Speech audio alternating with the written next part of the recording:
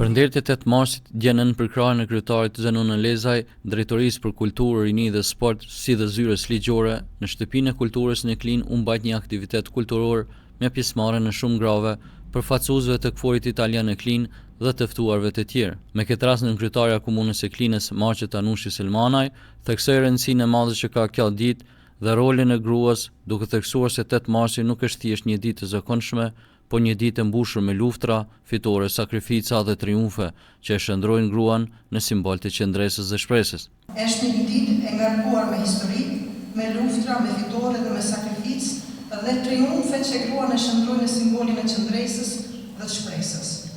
Gratë kanë qenë dhe vazhdojnë të jenë ndihmëse të heshtura, ndërtuese të shoqërisë, nëna që përgatisin breza të rinj dhe udhëheqëse që sfidojnë kufitin mundësive.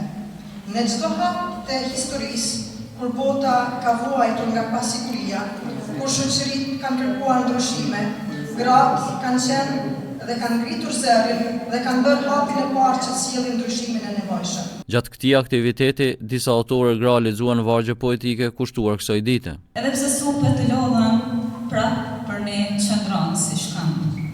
E di rrudhat të tregojnë vuajtje.